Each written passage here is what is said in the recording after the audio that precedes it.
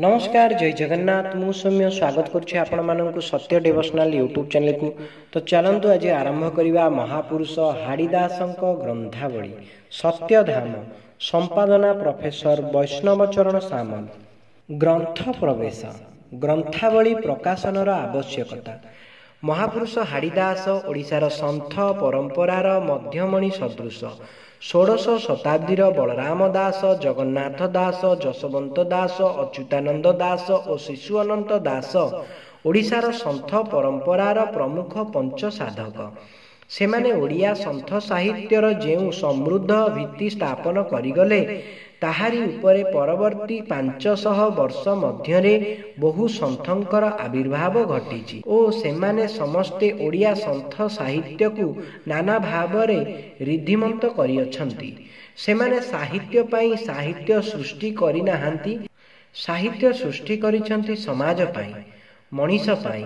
सेथिरे धर्म कथा अछि, ईश्वरଙ୍କ कथा अछि, पिंड ब्रह्मांड कथा अछि, जोग कथा अछि, सर्वोपरि अछि मनीषर मंगल ओ उत्तोलन पाई आशान्वित आह्वान। पंचसखांक परे परे शरण दास, नारायण दास, बालिगा दास, अरखित दास, हाड़ी दास, भीमबई, अभिराम परमहंस, बाया बाबा प्रमुख सन्थ मानकर आविर्भाव घटिछि। भीमबई 19 शताब्दीर शेष सन्थ कवि। एही शताब्दीर आद्य पादरे महापुरुष हाड़ीदास जीवित थिले। 1837 ख्रीष्टाब्द बेलकु तांकर हेला महासमाधि। तांकर आविर्भाव समय 1772 मसीहा। एथिरु जणा जाय जे हाड़ीदास मरहट्टा शासन बेले आविर्भूत होइथिले। तांकर जन्म बेलकु ओडिशा रे मरहट्टा शासनर 20 वर्ष बीतीगलाणी। लुंठन, गृहदाह, शोषण, पीड़न बहु परिमाण रे बढ़ीगलाणी। पुनश्च तांक जन्म बेलकु भारत वर्ष रे इंग्रेज शासन प्रतिष्ठा लाभ करि सारिलाणी। तांकु जेतेबेले 24 वर्ष सेतेबेले इंग्रेज माने ओडिशा को अधिकार कले। 1803 सेतेबेले तांकर कवित्वर स्फूर्ति घटिलाणी ओ तांकर ख्याति वृद्धि पाइलाणी। इंग्रेज शासन काल रे दीर्घ 35 वर्ष से भोग करिअछन्ति।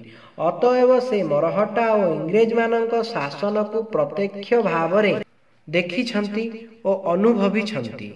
से मध्य जानिछन्ति तांको पूर्वरु ओडिशा रे तथा भारत वर्ष रे मुसलमान शासनर इतिहास को जणे नीरव साधक भावरे से सबको उपलब्ध करी आपणार सारस्वत सृष्टि मध्यरे प्रकाश करि जाई अछन्ति। से थिले त्रिकालदर्शी। तांकठारे तैजस्य दृष्टि ओ वैश्वानर दृष्टिर समन्वय घटिथिला। तेणु से अतीत को देखि पारुथिले, वर्तमान को देखि पारुथिले ओ भविष्यत को मध्य देखि पारुथिले।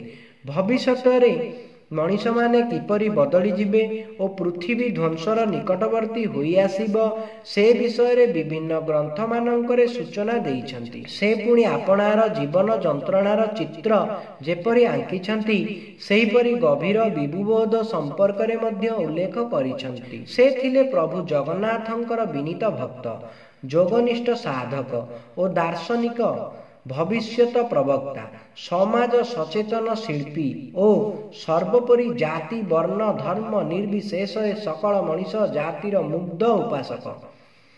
ए सबु सत्वे से रक्तमांस देहधारी मनीषटिए होइथिले मध्य मनीष अतिरिक्त एक अनिर्वचनीय दिव्य शक्तिर अधिकारी थिले। सेही अनिर्वचनीय शक्ति ही स्वयं अनंत। एही कारणरु तांकर रचनावली रे अछि स्वतंत्र मर्यादा। ओडिशार अगणित जनसाधारणक पाखरे तांकर रचना गुड़िक एकांत प्रिय। तांकर मालिका, भजन, जणाण, चौतीसा, काव्य, अवकाश इत्यादि एबे मध्य पाठक माननकु अभिभूत करे। तेणु तांकर रचना समूह को एकत्र करी ग्रंथावली रूपे प्रकाशित करिबा एकांत जरूरी। एही ग्रंथावली प्रकाश पूर्वरु डॉक्टर रत्नाकर साहू हाड़ीदास रचनावली प्रकाश करिथिले।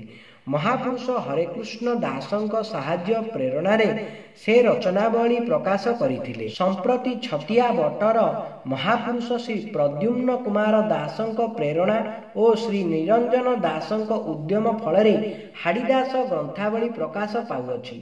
छतिया बट पोथीर गंताघर छतिया बटर आश्रित भक्त मानक मध्यरु केतेक व्यक्ति महापुरुष हाड़ीदासଙ୍କ समस्त रचना को मने रखी गायन करती। पोथीरु तथा भक्त मानक ठारु संग्रह करा जाई एही ग्रंथावली प्रकाश करा जाउअछि।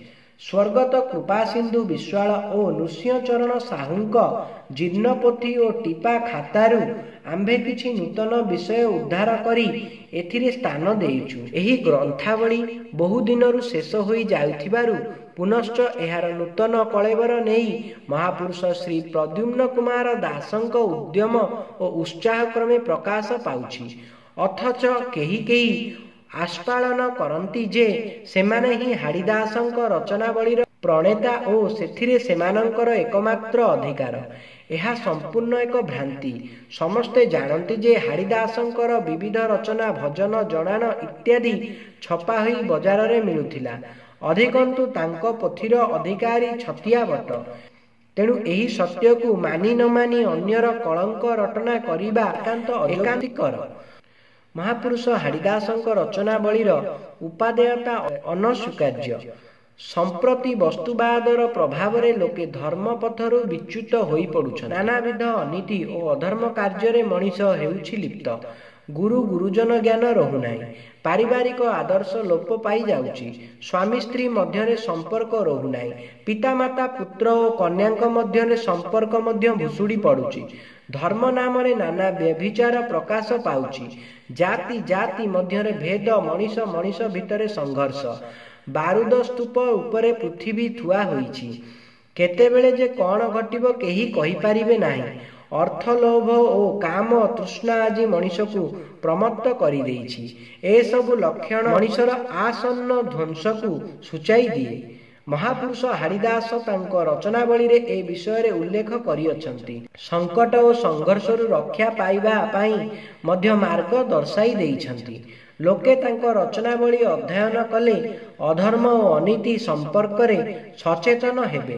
नीति धर्म एवं आदर्श पथ को वरण करिनेबे। मनीष मनीष मध्यरे दिव्य संपर्क गढ़ी उठिबो और एही विश्व को लोके गोटे परिवार परि मने करिवे।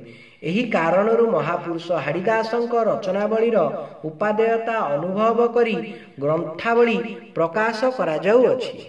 तो आज पाई एतिकी। आगामी अध्याय रे आमे जानिबा महापुरुष हाड़ीदासଙ୍କ जन्म और जीवनी।